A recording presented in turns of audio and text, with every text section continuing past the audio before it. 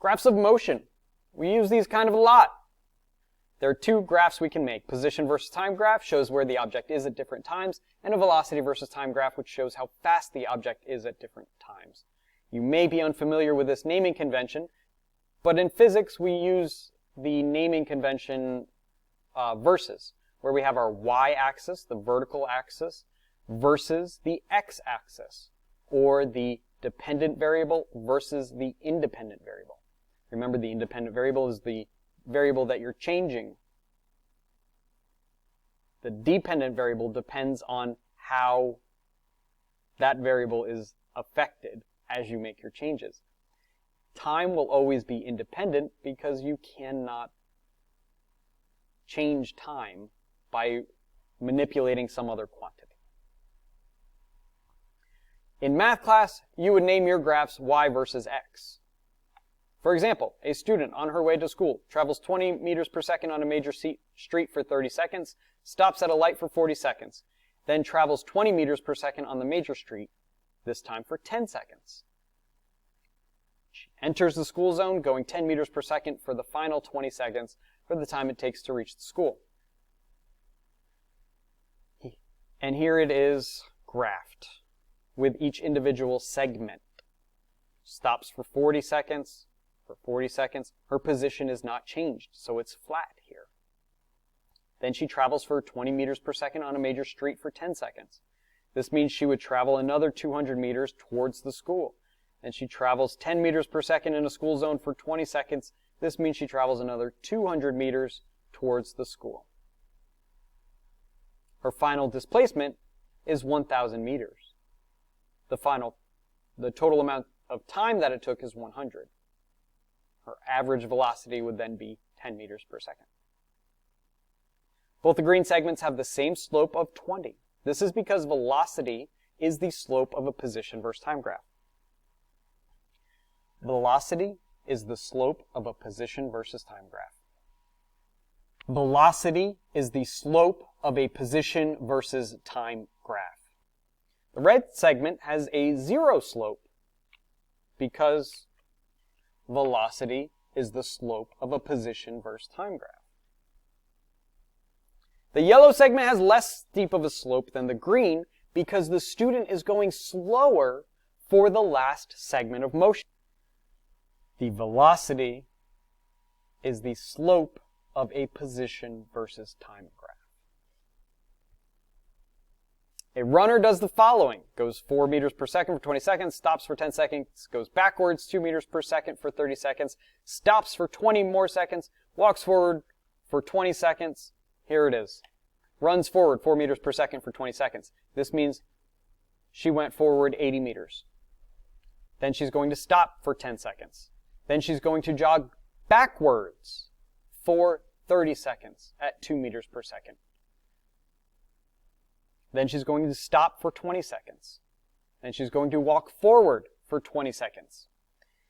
If you think about the position versus time graph and the y-axis of the position versus time graph as a meter stick, and you're moving along the meter stick, you can see how if you stop at a certain spot on the meter stick, your position is staying the same, so you have no velocity. You have no slope, so you have no velocity, because velocity is the slope on a position versus time graph.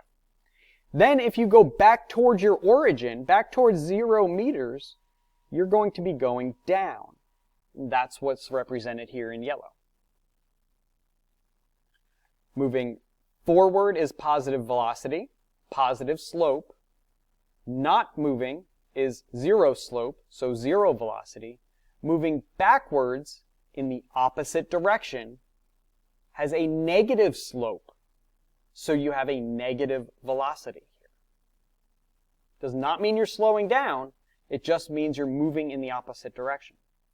Stops are represented by flat lines with 0 slope. The faster the object goes, the steeper the slope, whether it's positive or negative. Let's represent a runner's motion, this time using a velocity versus time graph.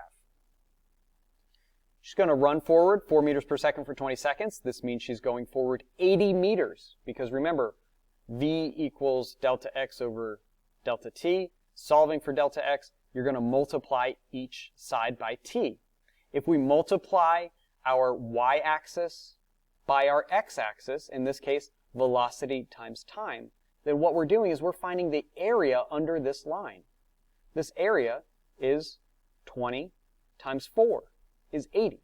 It's a rectangle, length times width. If it were a triangle, then we would do 1/2 base times height. Then she's going to stop for 10 seconds. So how far has she gone? What's the area under this line? 0. Not moving during that segment. Then she's going to jog backwards. Remember, we have that negative velocity, 2 meters per second for 30 seconds.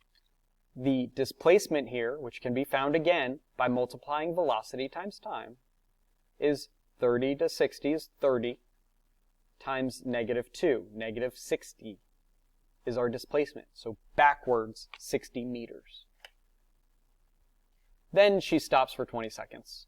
No more displacement. Then walks forward for 1 meter per second for 20 seconds. This means 20 meters forward. 1 times 20. 20.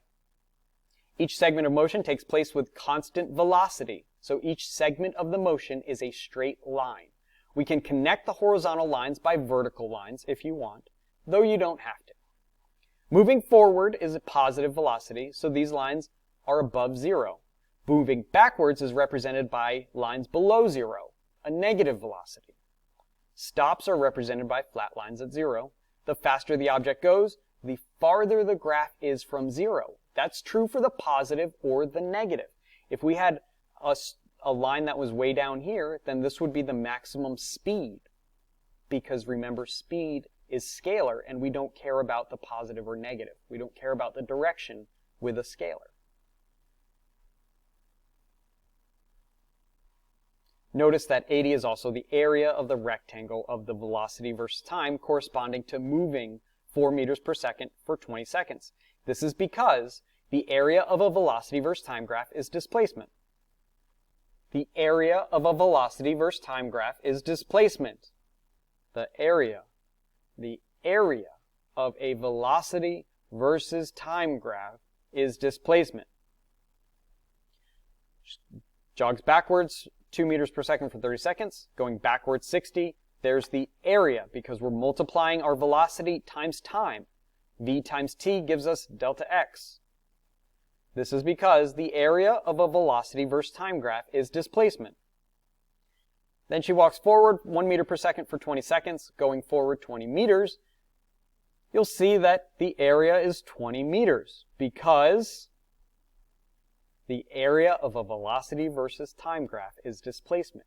And the slope of a position versus time graph is velocity.